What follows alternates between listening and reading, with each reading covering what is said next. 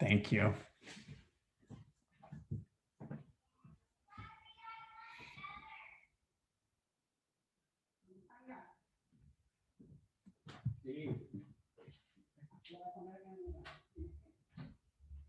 Okay, I'm going to jump in. So welcome everyone. It's great to see such a big group showing interest in our PhD program in social welfare at the UCLA Luskin School of Public Affairs. I'm Ian Holloway. I'm an associate professor in the department and the current doctoral program chair. I have been in this role. This is my third year as doctoral program chair. I've been at UCLA for this is my 9th year, and I will be rotating out of the chair position next year. So this is my last PhD program info session for the time being. I'm going to go ahead and just show you our agenda for the evening. So I hope you all feel sufficiently welcomed. I wish we were together in person in our 5th floor Commons 5391, sharing a meal and talking about the program.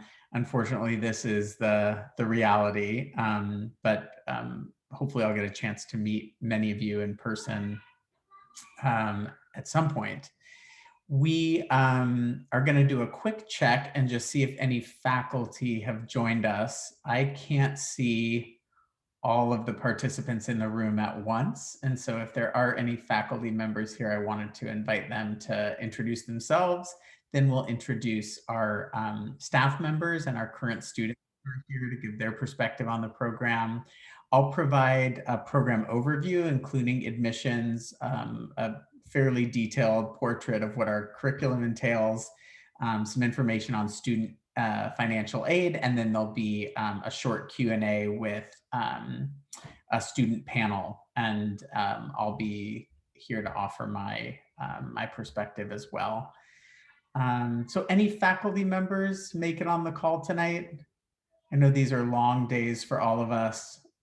Courses or classes started this week, and so many people spent a lot of time on Zoom today. So I won't blame anyone on our faculty for not showing up at this late hour. And hopefully you'll understand too. We do have a very, we have about, Tanya, you can correct me if I'm wrong, but I think we have close to 20 faculty members now, including our adjuncts.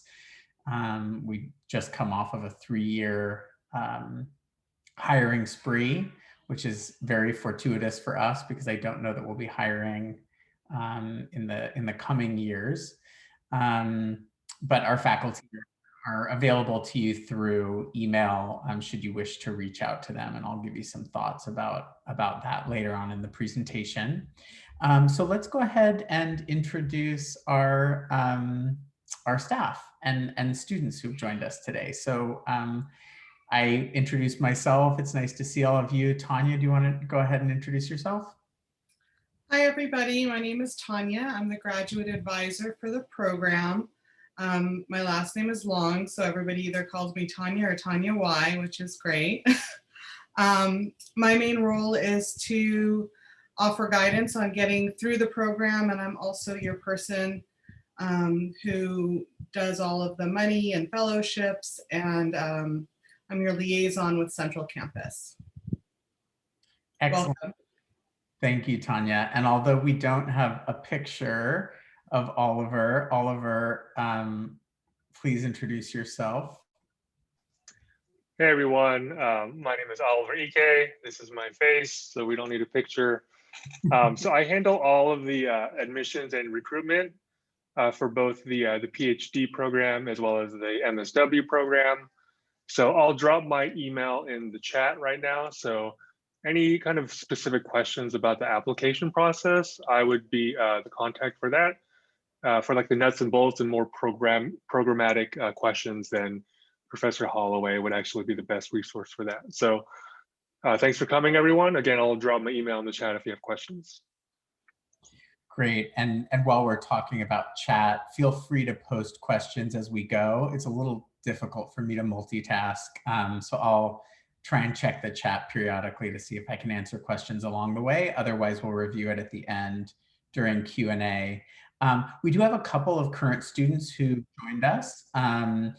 Stephanie and Madonna, do you want to go ahead and introduce yourselves briefly, and then you can provide a more detailed overview of who you are when we get to the student panel. Sure. I'm Stephanie. I'm a second-year PhD student in UCLA Social Welfare Program, and my main research interests are in mental health and child welfare, and I work with Todd Franke. Madonna, go ahead. Hi, thanks. My name is Madonna. I'm a third-year doctoral student in the social welfare program, and my advisor is Carlos Santos, and my research interests revolve around mental health among immigrant families. Excellent. We're so pleased you're both here to give the student perspective. Okay, so just quickly some nuts and bolts about our admissions requirements. I am going to run through these pretty quickly, and these apply both for the PhD and the MSW PhD program. So our application due date is December 15th by 11:59 p.m.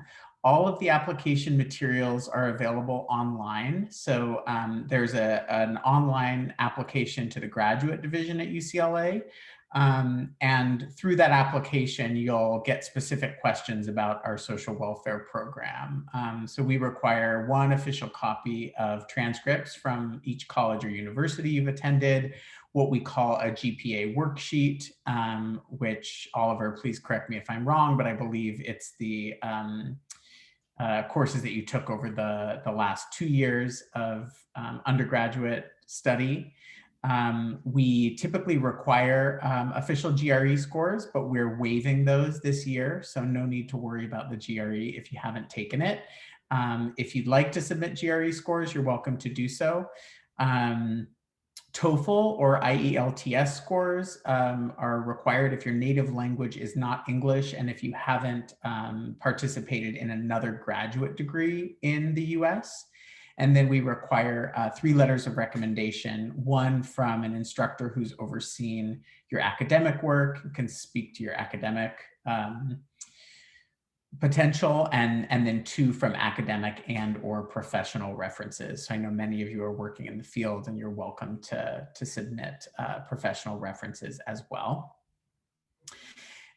We also require an essay. It's a 1,000-word essay describing your reasons for pursuing doctoral education at UCLA Luskin at this time, your specific academic and work experiences that have prepared you for doctoral education, your educational objectives while you're in our doctoral program, and your future professional objectives.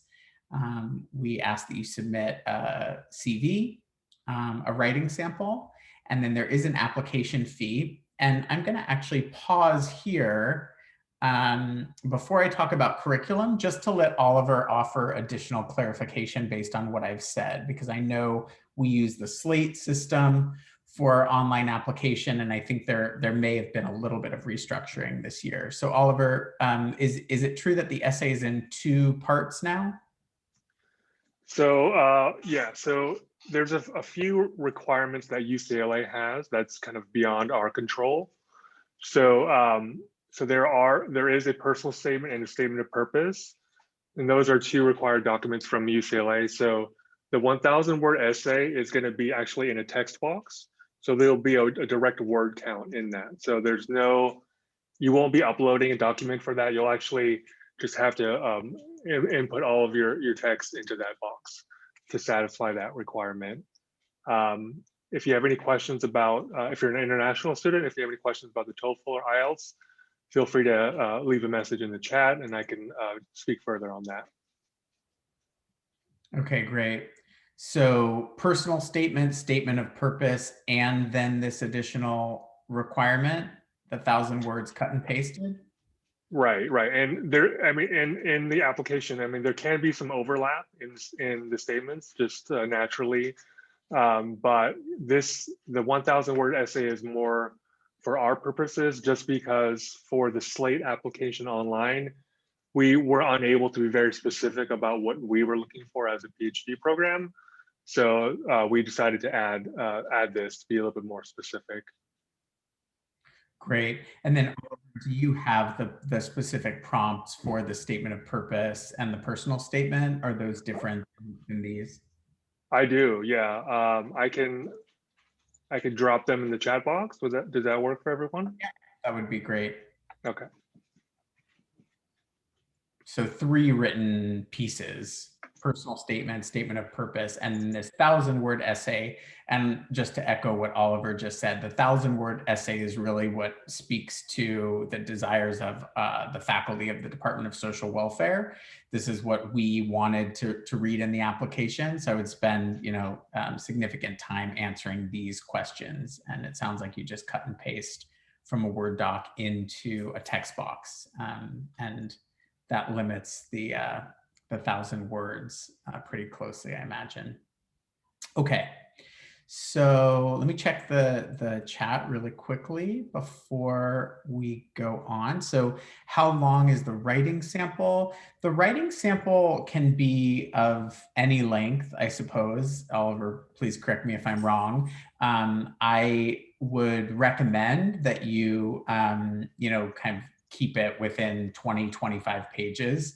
And know that this is one component of a holistic application. So faculty may not have the time or resources to pore over these writing samples. So I think something that is an excerpt from a longer document is fine. Something that's co-authored is also fine, as long as you have a sheet in front of the document that tells the reviewers what your unique contribution to the written piece is.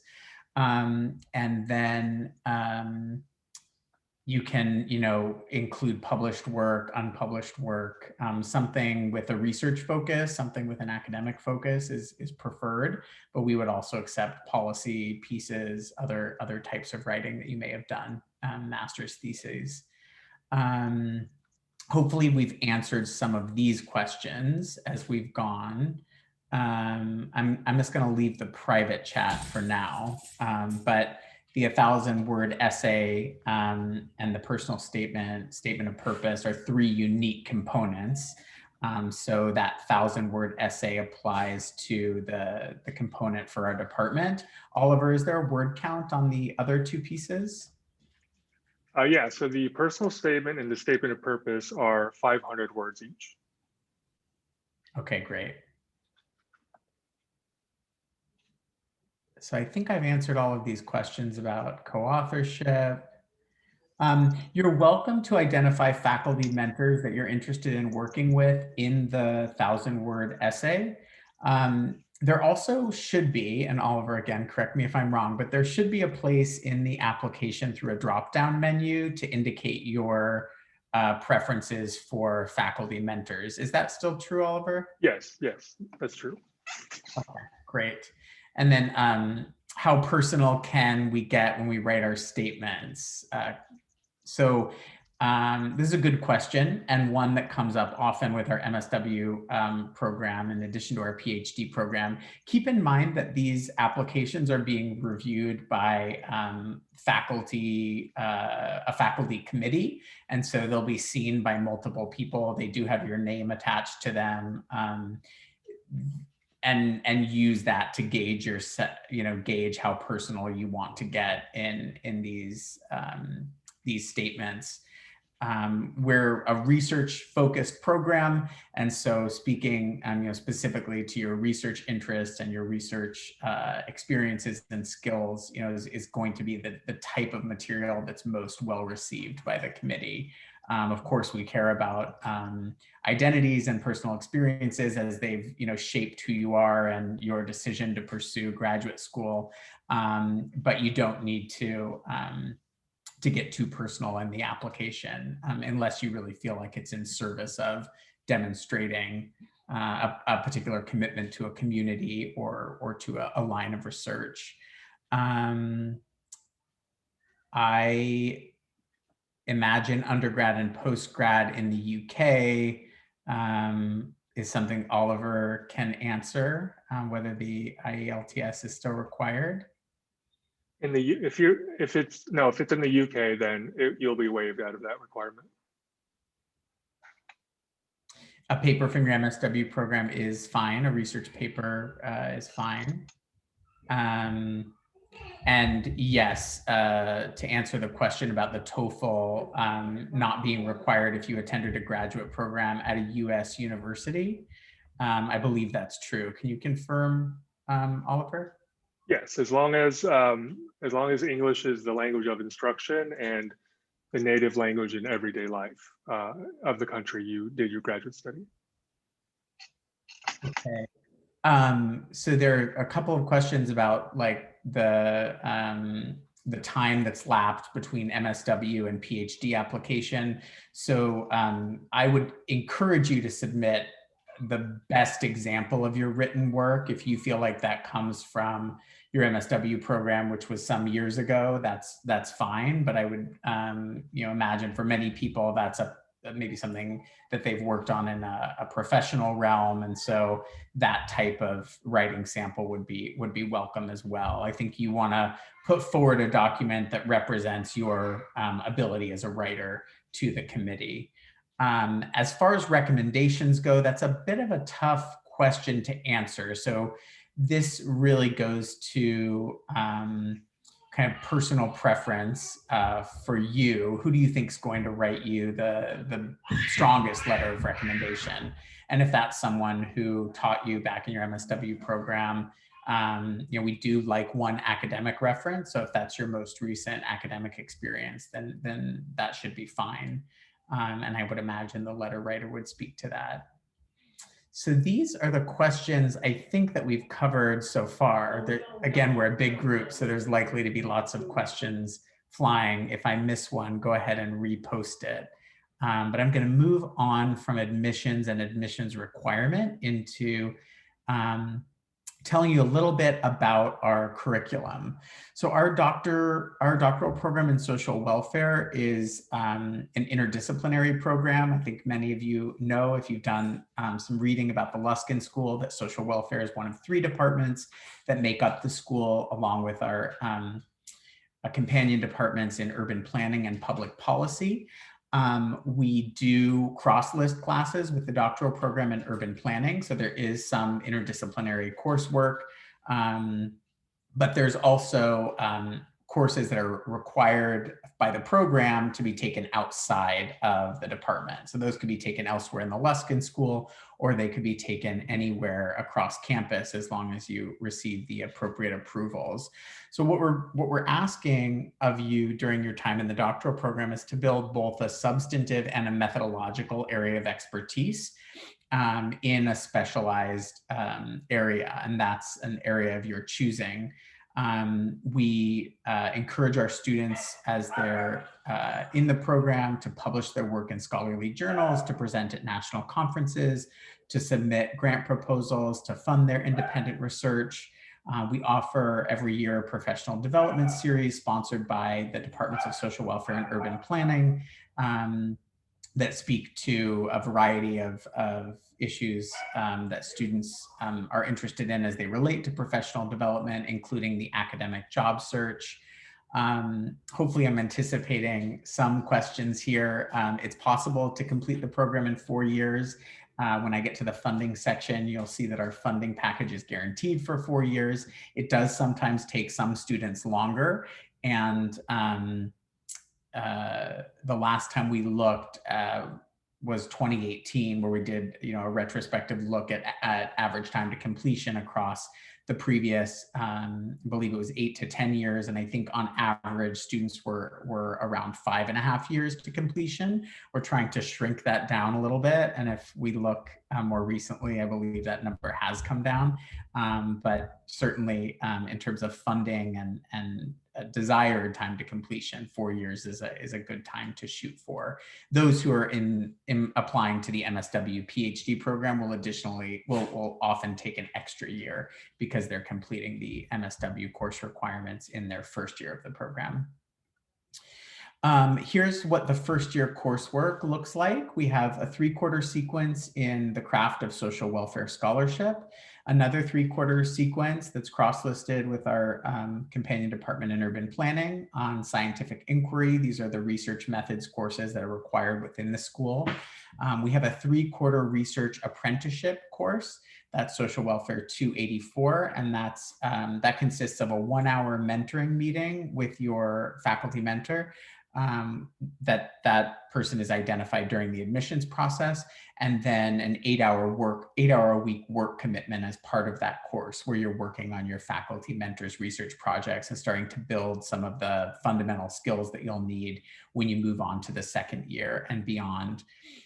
There's a 3/4 statistics requirement. I believe, Tanya, you can correct this if it's incorrect, but 2 quarters happen typically with our students in the Department of Education, and then many students go on to complete an additional quarter that's part of that sequence in education, or they complete an additional course in another department like psychology or sociology.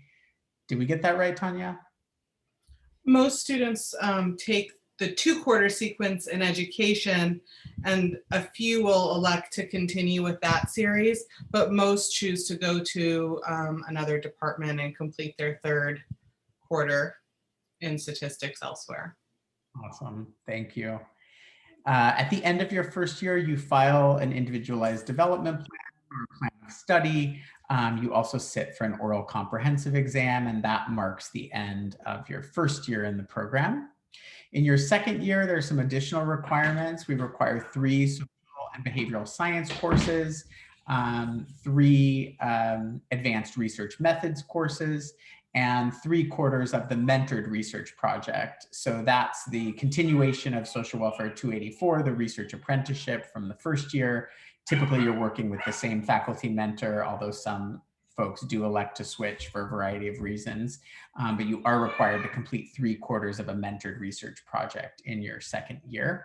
And then additional coursework can take place outside of the department. Oftentimes students want additional methodological expertise, and so they'll take beyond the 3 required advanced methods courses. By the end of the second year, we anticipate that you will complete that mentored research project. It's also in the second year that you can begin to submit your written comprehensive exam. That's kind of the second hurdle before getting into the dissertation phase. And there are 5 deadlines for that submission throughout the course of the year. And the first one available to you is September 15th of the second year. The last time to submit your written comprehensive exam, which takes the form of a publishable paper, is now in December of your third year. And this gets us to the other requirements of the program. So again, I mentioned there's some additional coursework. It's typically independent study or dissertation research that you enroll in with your faculty mentor. And there's some distinction depending on where you are in terms of your advancement to candidacy as to which courses you enroll in. These details are probably not totally necessary at this point. We do offer a critical issues in social welfare, which is a course that helps you move toward your dissertation proposal. And this year we've cross-listed that with urban planning and their course on proposal writing. So you can see that we're starting to merge more of our overlapping curriculum from the 2 doctoral programs in the Luskin School. Year 3 progress, you should pass your written comprehensive exam in year 3. Your dissertation committee can be appointed once you pass that written comprehensive exam. We expect you to develop a dissertation proposal and defend that proposal in an oral defense with your dissertation committee. And then the final hurdle for the program, which is typically in year 4, or sometimes beyond, is to defend the dissertation. I'm not going to go into this in great depth, but I do just want to emphasize that there are some differences for students who are applying to the combined MSW PhD program. And so if that's a program that you're interested, I invite you to take a closer look on the website where all of this information is listed. here's some deadlines at a glance. This comes from our student handbook. And again, this is probably a little bit more granular than you need at this point, but it outlines when each of the milestones for the program are to be completed and gives you a sense of where in the program they are. One more piece on curriculum. This is the roadmap to completion. On the left-hand side of this graphic, you see the coursework, much of which I've outlined in the previous slides. And on the right-hand side, you see the degree progress milestones. This is just a simplified version of what I reviewed in chunks in the previous few slides. And so this is also available on our website and is kind of a nice shorthand for current students and prospective students to begin to envision what the 4 years of the program might look like. One simple graphic that has everything in one place. So before I talk about funding and financial aid, I'm just going to go ahead and review the chat again, if I can get to it. Here we go. So I see 9 new questions.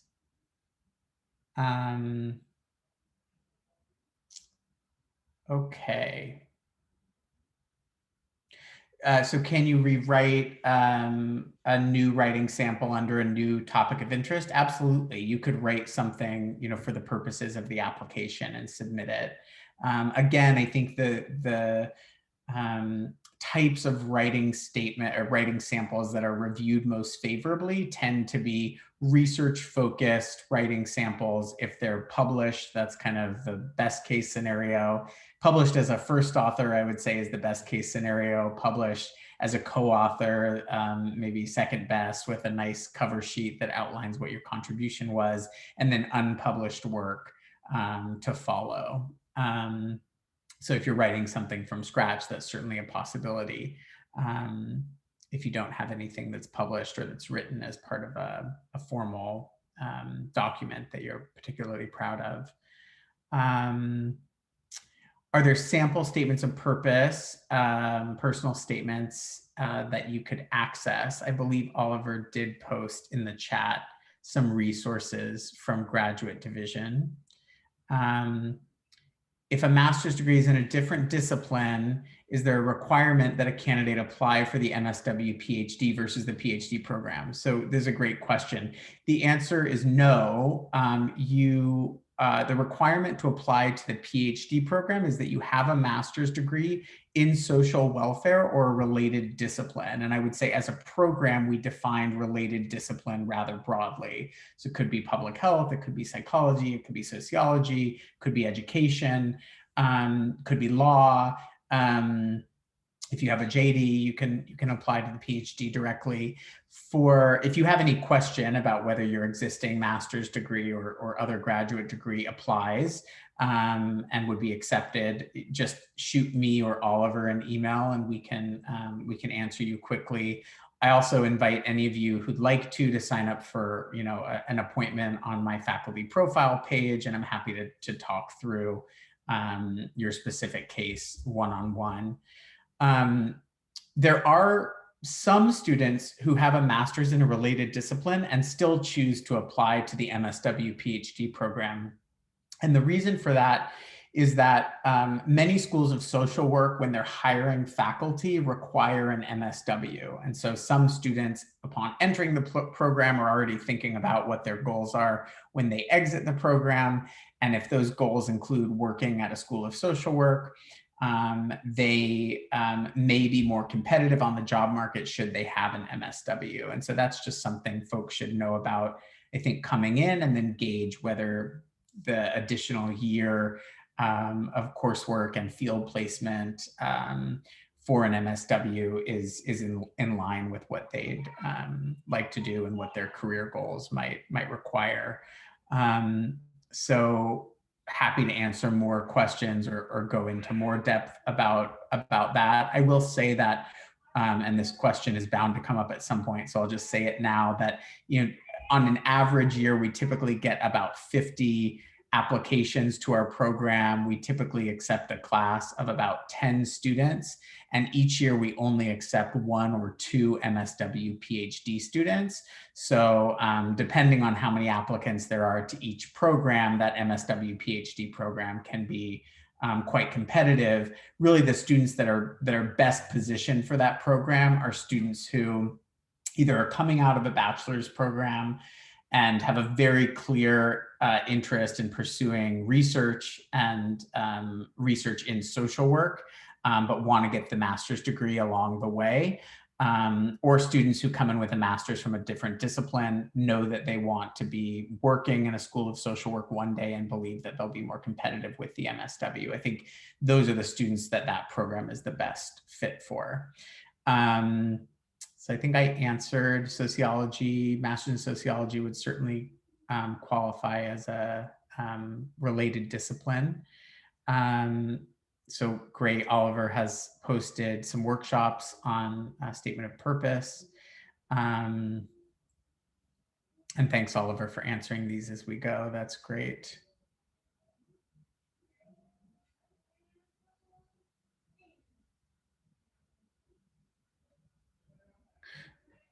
Tanya, maybe you can answer that question about 3 or 4 units for most classes.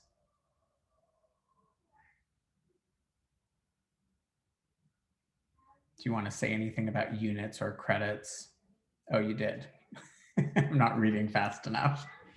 4 unit classes. In later years in the program, you're going to enroll in that independent study classes. And those are variable units based on how many academic classes you're taking, if any, and your own research and degree progress. So you'll enroll in those classes between 2 and 12 units each quarter to meet your full-time status. And just to answer the last couple of questions, I think gerontology is a yes. I don't know enough about regenerative studies to be able to answer that now, but shoot me an email or set up a time for a conversation and we can talk through it. Okay. So financial aid and funding.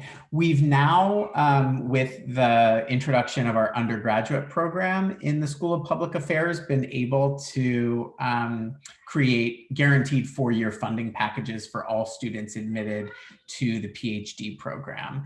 These packages include full tuition plus stipends. Those stipends are tied to work commitment as a teaching assistant in the Department of Social Welfare or in the undergraduate major.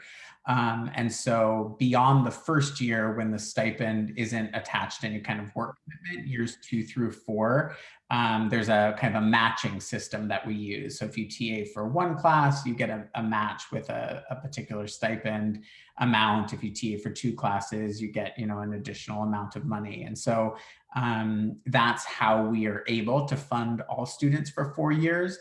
I'll say that teaching experience is very desirable when you get out on the job market. To be able to demonstrate that you've taught undergraduate or graduate level classes is a benefit to you, and certainly benefits the department in terms of fulfilling our commitment to the undergraduate major. We also offer graduate student researcher positions. So many faculty have independently funded research projects and they hire students to work on those projects. If those appointments are over 25% or more, then there is a tuition and fee remission that comes along with those GSR positions.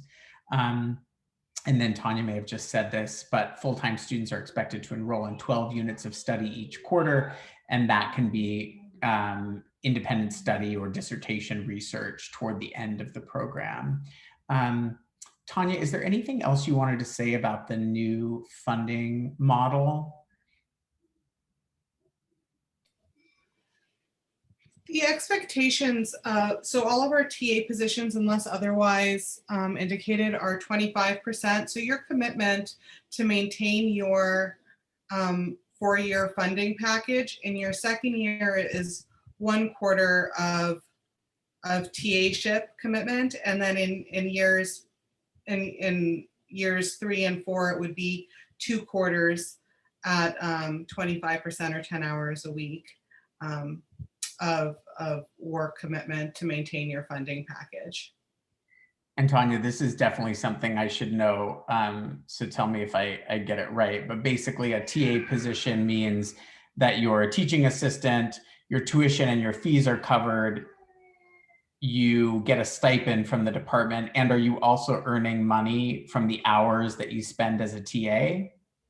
Yeah, salary is not included in our so in your recruitment years, your committed TA shifts are based on the year and the program that you're in, but they do not, and that maintains your stipend as we committed to you in your recruitment funding package. But you'll earn additional salary to that stipend. And in years 5 and beyond, you're not under that same recruitment contract, but you will receive a matching stipend for each TA position you take on. So we don't just kind of leave you high and dry after 4 years, although we do want you to finish. There are opportunities to be funded through the department as you progress through the program. Right. So I think that's an important, thing to know, is that, you're getting tuition, you're getting fees, you're earning the hourly wage that comes along with the required numbers of hours from the TA-ship, and you have a stipend from the department. And so all of this for the first 4 years is laid out in a funding offer that we provide to students who are accepted into the program. And as Tanya said, after those 4 years, then we do our best to work with students to make sure that they can finish and, be able to support themselves. There are also a number of fellowships that are available both through the graduate division and through the department. And so I've listed some of those here. Those that are available through graduate division, you can look up, and on our UCLA website, you'll be able to get more information about whether you might qualify for that particular fellowship. So for example, the Cote Robles Fellowship is for students from underrepresented minority groups in higher education, and there's a specific definition for who would qualify for that fellowship. Tanya, anything else you want to say about what prospective students can do to investigate fellowship opportunities? Some of that I think you actually apply for when you complete your application to the program, right? The graduate division fellowships for entering students that are noted here are also, or not the ones that are noted here, I'm sorry, such as Charles F. Scott or UCLA affiliates, etc. You would apply for those during the application process. And then you can also apply to those and other doctoral specific programs, such as the research mentorship, research summer mentorship, as you progress through the program. But those deadlines are usually in December. And there's a funding booklet put out by Graduate Division, which outlines funding opportunities for continuing students, which you're encouraged to apply for. Excellent. So quickly, before I move on to all the exciting things that you can do after you get a degree from our program, let me just scan the chat. I know, Oliver, you've been answering some of these as we go. So if you don't TA, your tuition is covered for 4 years. Is that correct, Tanya? If students elect not to TA, your tuition would not be covered. So do you want to speak further to that? Sure. Our funding commitments, or your 4-year funding commitment, is based on your willingness to maintain that recruitment package with accepting TA positions. So in your second year, so your first year, there's no work commitment associated with your tuition and stipend. In your second year, you're asked to maintain your recruitment package with a 1 TA-ship commitment during the academic year. So you'll serve as a TA for 1 quarter, and that will guarantee the stipend that you were promised, as well as the 2 other quarters of tuition to be covered by the program. In years 3 and 4, your commitment is 2 TA positions during the academic year, which will qualify you to maintain your stipend and our commitment to you. So if you elect not to TA, you would be forfeiting your stipend and your recruitment package for that year. So there's a couple additional questions here. So in terms of courses and registration, whether it's closed to the program or open throughout all disciplines, there are some classes, particularly those offered in the first year and offered by the department, that are closed registration. And Tanya does a great job of handling registration for our admitted students and current students. The courses outside of the department, that's at the discretion of the home department. So typically, we encourage students to work with the instructor of the course that they'd like to take, and we're certainly happy to advocate on behalf of our students to be able to take courses in psychology or sociology at the doctoral level. There are instances in some programs where they don't allow students from other programs in, small seminars, things like that. But typically our students don't have any problem fulfilling the requirements of 3 outside methods courses and 3 theory courses, substantive courses in terms of enrollment. And then does the MSW PhD program prepare one for licensure? So I would, kind of the simple answer is no. The MSW PhD program really is considered by our faculty as a research intensive program. Folks in the MSW PhD who decide that they want to go on for licensure after they receive their MSW are welcome to do so. The Board of Behavioral Sciences in California that handles licensure for MSWs requires 3,000 hours, many of which are required to be clinical.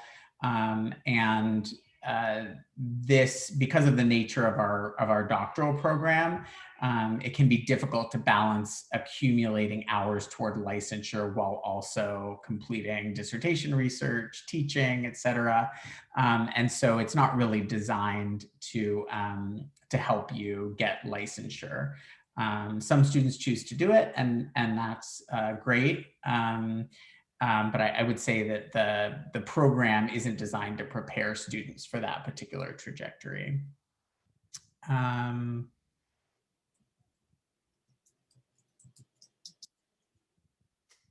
Yeah, somebody answered a question. So a PhD in social work does not allow you to practice. You need an MSW and you need licensure by the state. Yes, the MSW PhD would give you the letters. It would enable you to see clients if you wanted to see clients, but not, it wouldn't give you licensure automatically. Licensure is something that's granted by the state.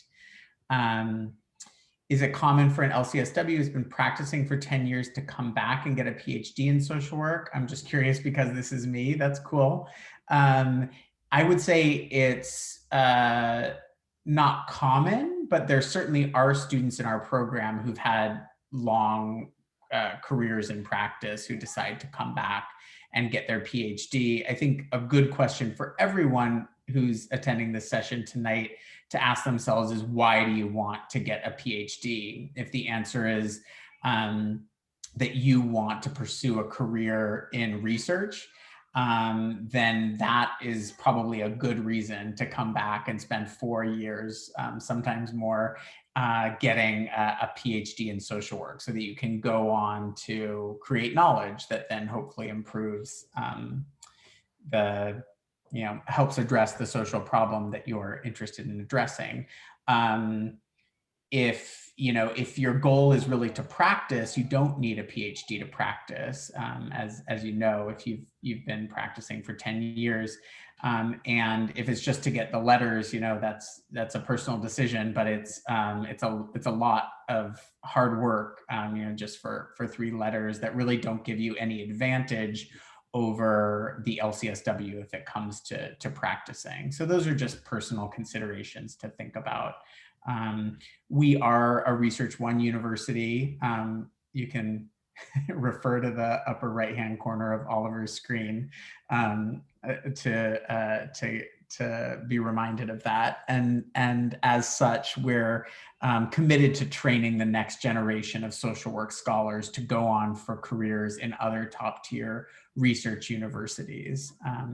So there certainly are students, and I'll cover this in the next slide, who go on and take positions in government agencies or in nonprofit organizations or in teaching universities. But really our goal as a doctoral program is to educate, as I said, the next generation of social welfare scholars who are going to create and disseminate knowledge at other top-tier research universities.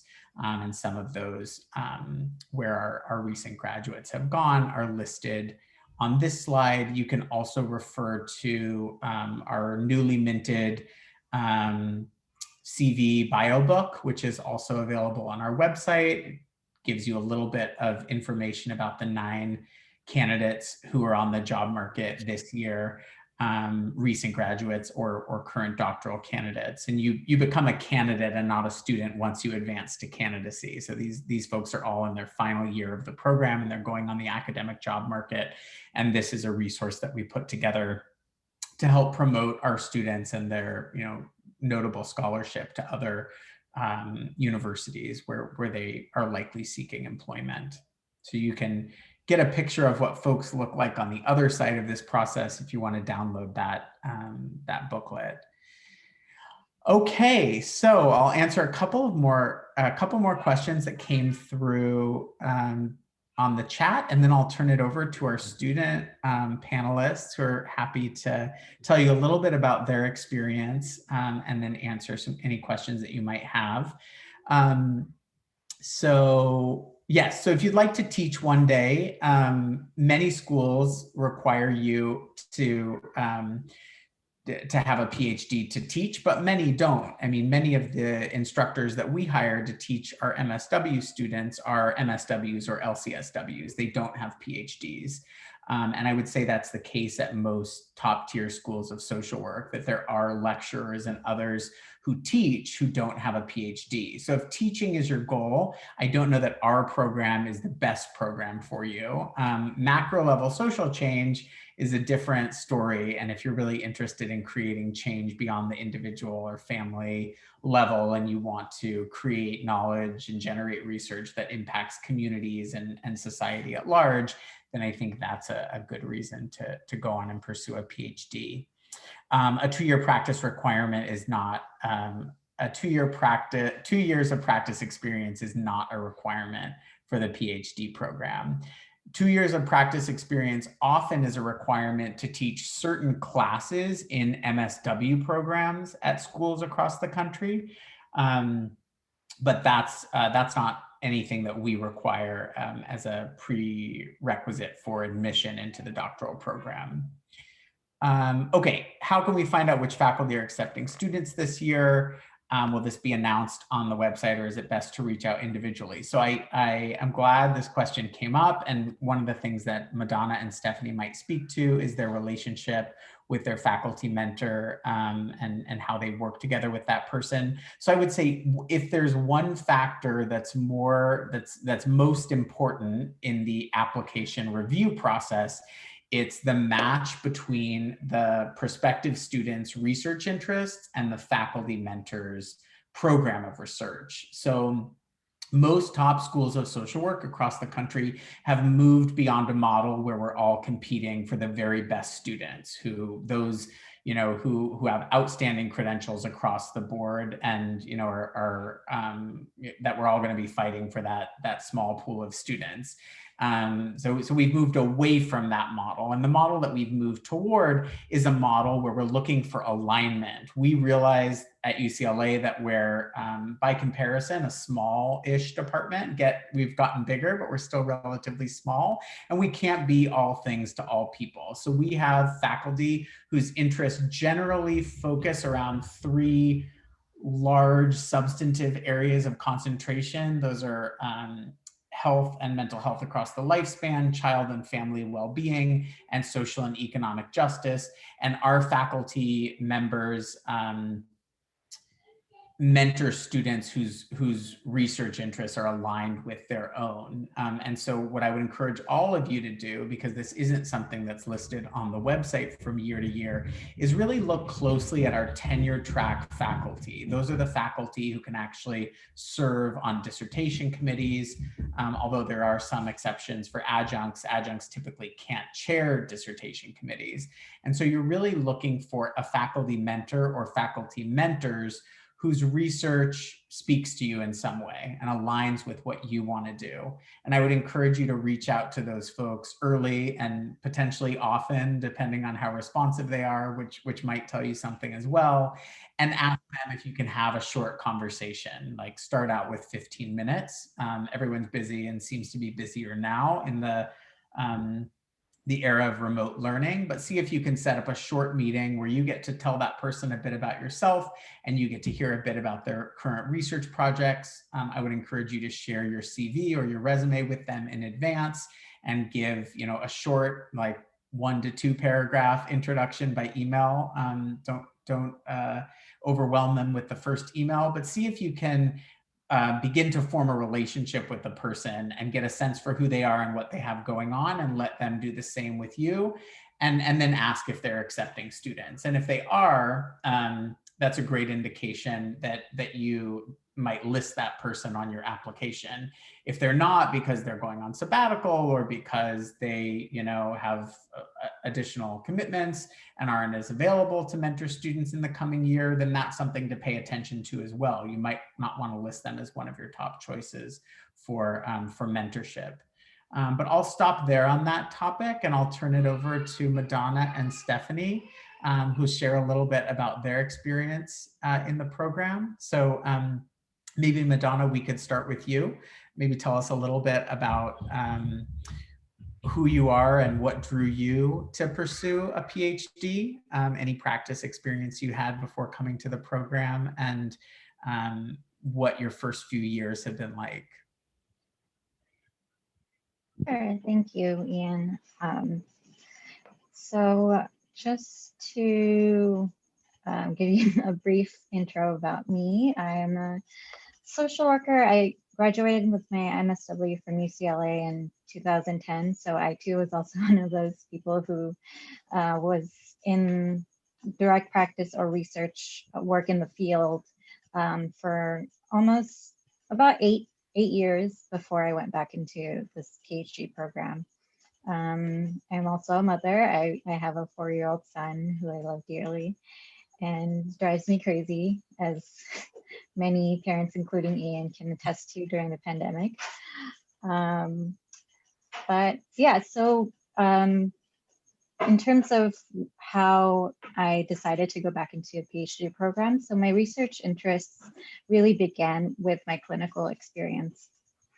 I worked primarily with Latinx immigrant families in South LA, and I continuously encountered a pattern of Latinx adolescents, mostly female, who were struggling with severe symptoms of depression, including suicidality.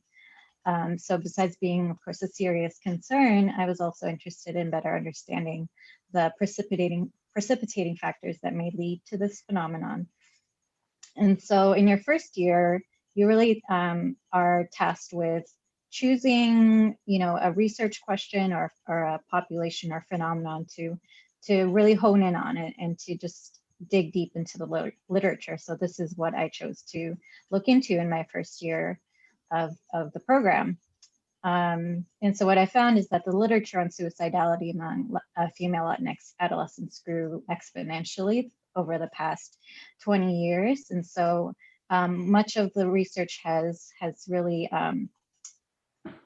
has really developed around sort of individual factors. So adolescents with depression, with previous suicidal thoughts or previous suicide attempts, kind of sensibly would be a precipitant of an adolescent going on to attempt suicide. But moving beyond that, the research literature has also become more descriptive around sort of family dynamics, how that can influence suicidal behaviors or suicidal thoughts among Latinx adolescents. And even moving a little bit beyond that, sort of meso-level factors within schools, among peers, as well as cultural factors, so cultural values, cultural beliefs. But sorry, I live, I don't know if you heard that, but I live next to an airport.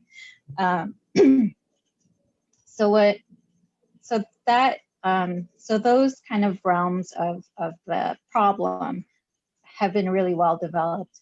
And what I'm interested in is really trying to pull back even farther and trying to identify patterns that are related to structural barriers, such as racism, structural racism, poverty, and how they interact, as well as strict gender roles and sexism, and how that sort of infiltrates in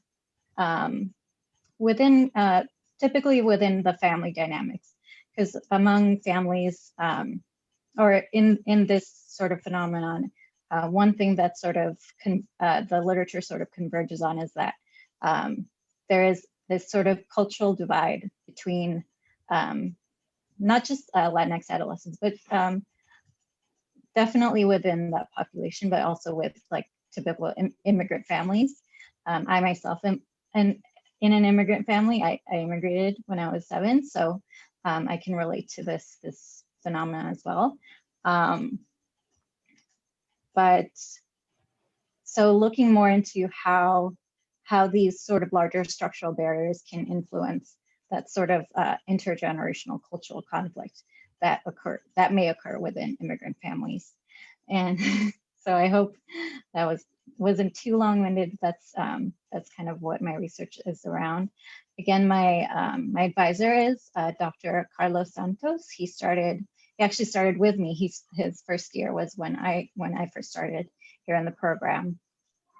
And so my experience was a little bit different, because my year was the only year, I believe, where we were allowed to explore who our advisor would be. Like I didn't have an official advisor until my second year.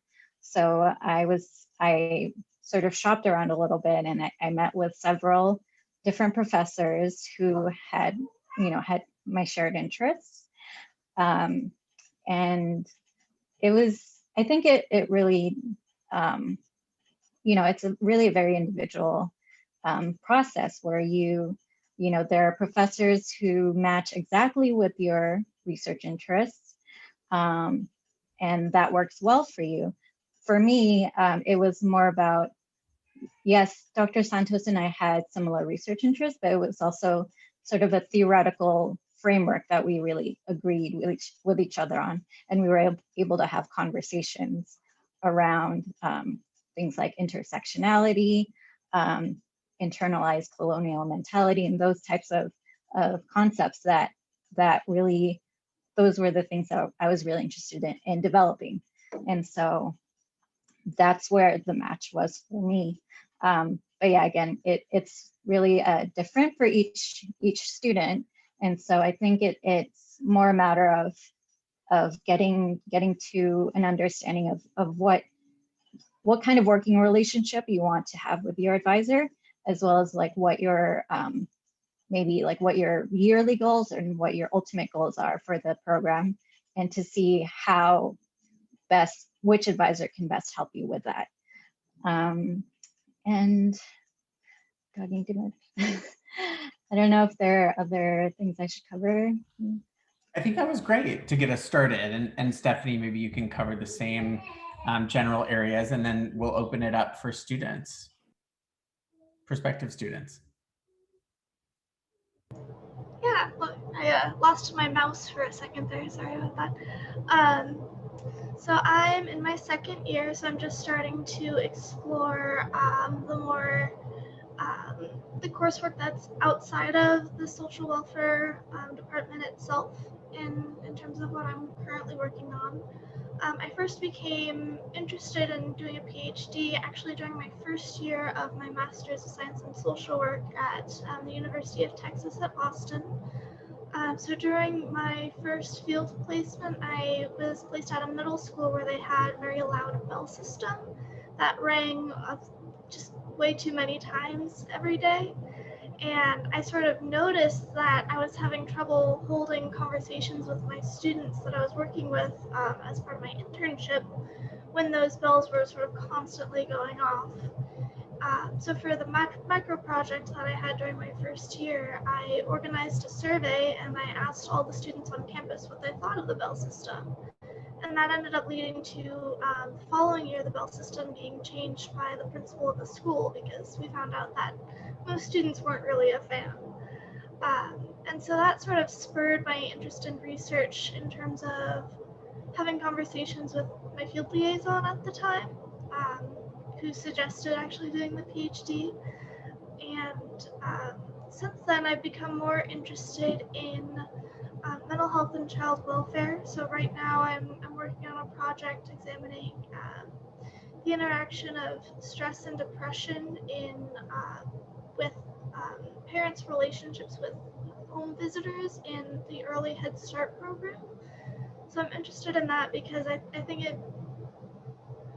I suspect that being stressed or depressed may lead to a more challenging relationship with the home visitor and thus not as useful home visits themselves. So that's what I'm currently working on. I did want to second Dr. Holloway's recommendation of reaching out to professors that you'd be interested in working with. Prior to applying to the program, I found that to be really useful for me.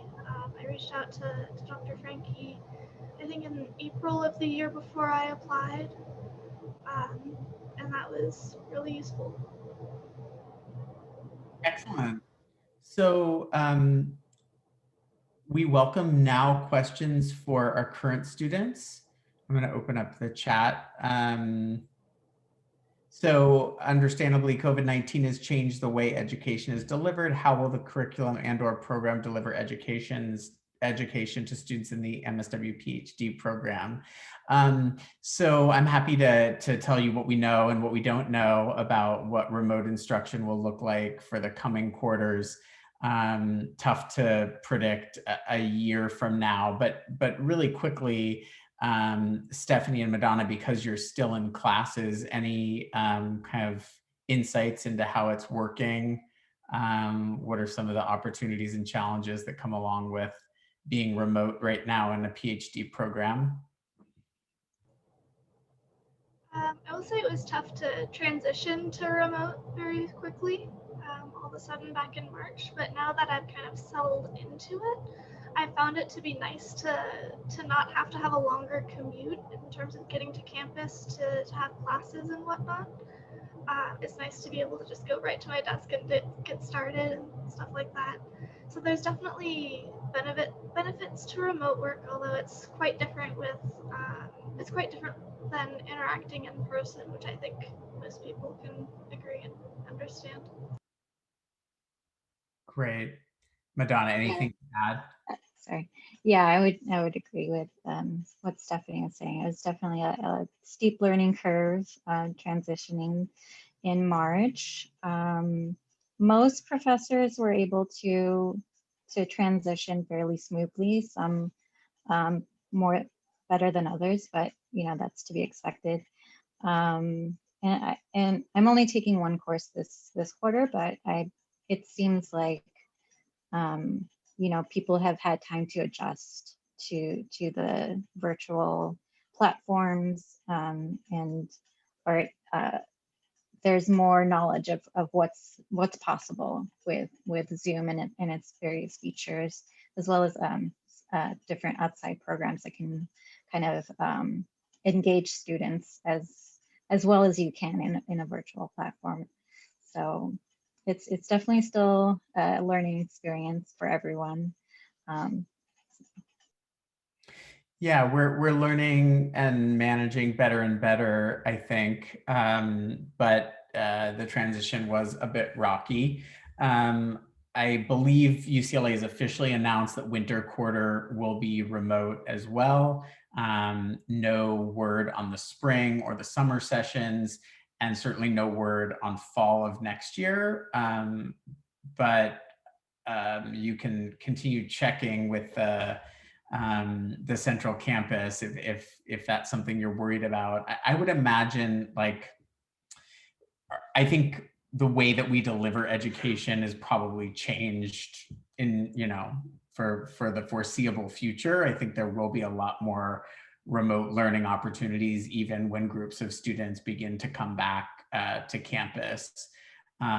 So UCLA uses several platforms for delivering education, including Zoom, our course management website called CCLE, and a variety of other platforms to try and make the remote learning experience as seamless as possible. And I imagine that will only get better and better in the coming years. There was a question about what sort of research experience would be ideal to have.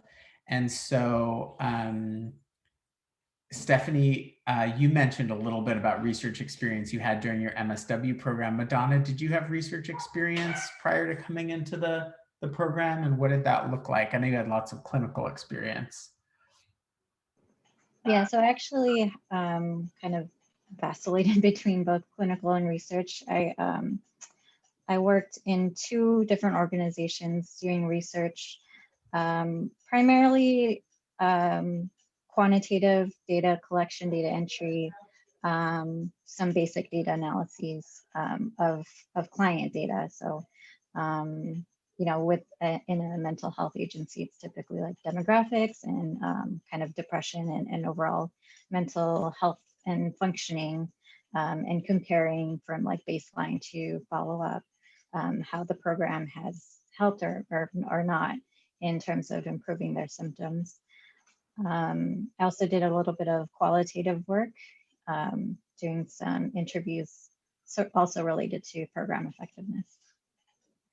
Yeah, I would say most students applying to our doctoral program, because it is a research-focused program, have some level of research experience prior to applying.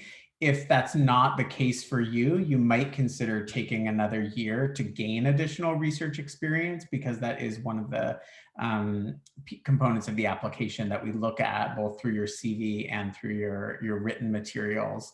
But in terms of an ideal level of research experience, I think more is better, but certainly there have been students admitted to the program with more limited research experience. I think what's even more important than existing experience is a commitment to research, and what existing experience tells us is that you have some idea of what you are getting yourself into.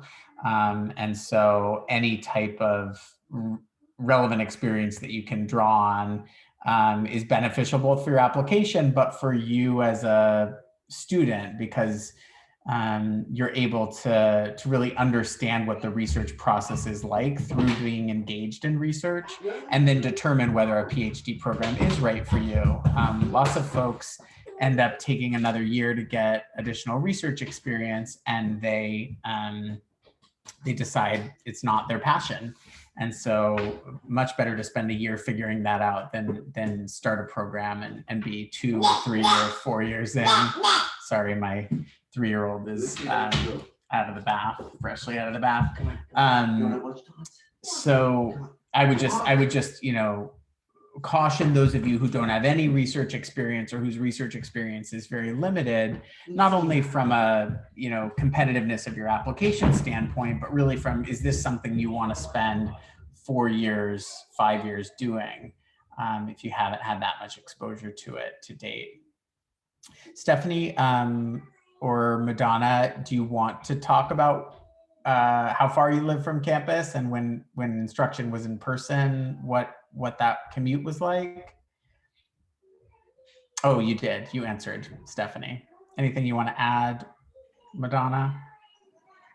Yeah, well, my experience is a little bit of an outlier. I live in Long Beach, which is about 30 miles south of UCLA.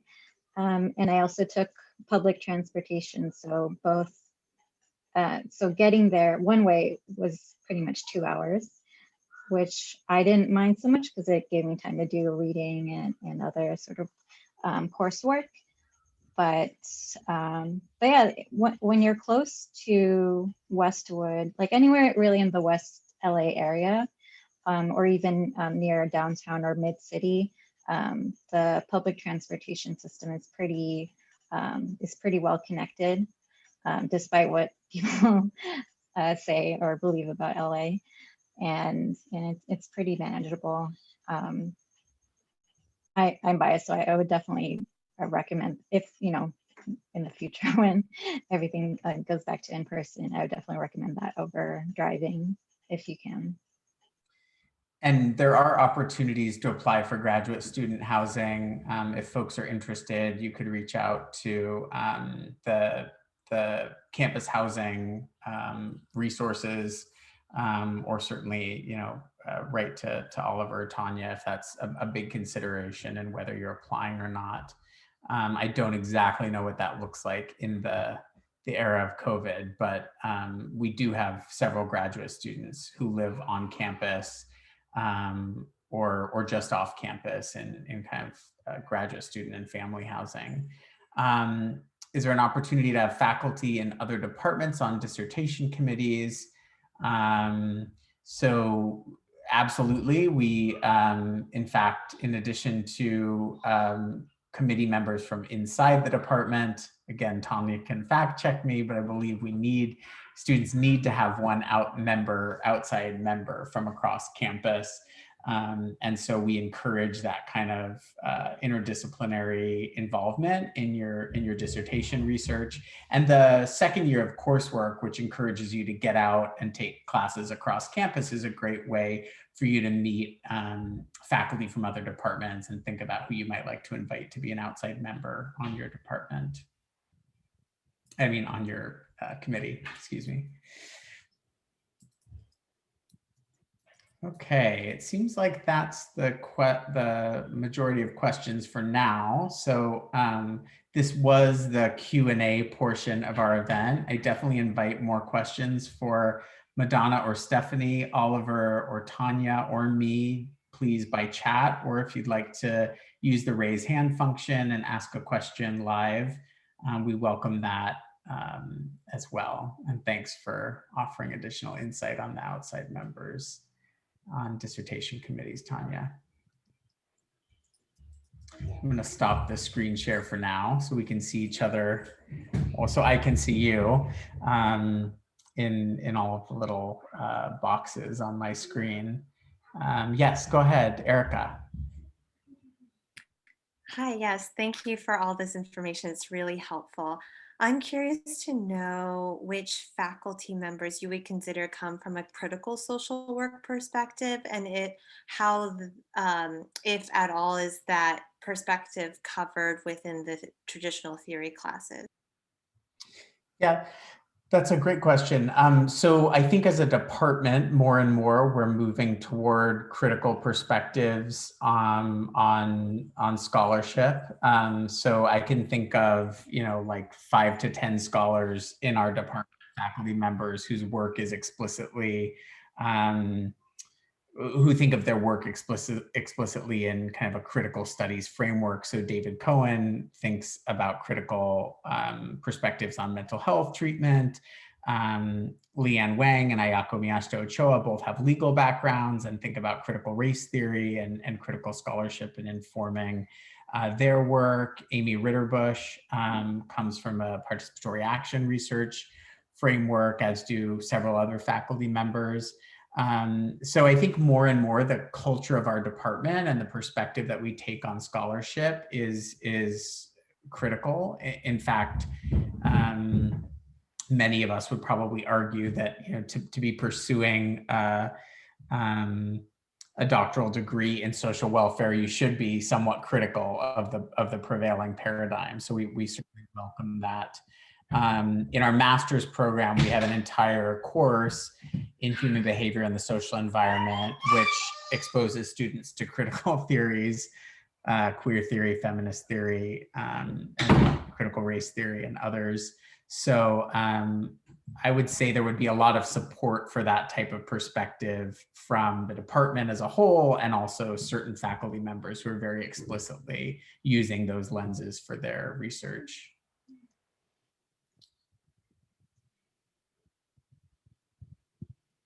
I see a couple questions that are being answered in real time in the chat, which is great. You may be able to hear my 3-year-old loudly whispering to try and get my attention. This was inevitable with a 6 to 8 meeting. Okay. Well, we're a little early. I do have some time, so I'm gonna stick around till like 7:30 if folks are interested in asking questions in a smaller format. Again, you can always reach out to me by signing up for office hours on my faculty profile, by shooting me an email. I know Tanya and Oliver are similarly accessible. I want to thank Madonna and Stephanie again for joining us and offering your perspectives. And unless there are additional questions that you'd like to ask, you can go ahead and log off and be in touch with any of us by email. And again, I'll stick around till about 7:30 if folks want to ask questions in smaller groups.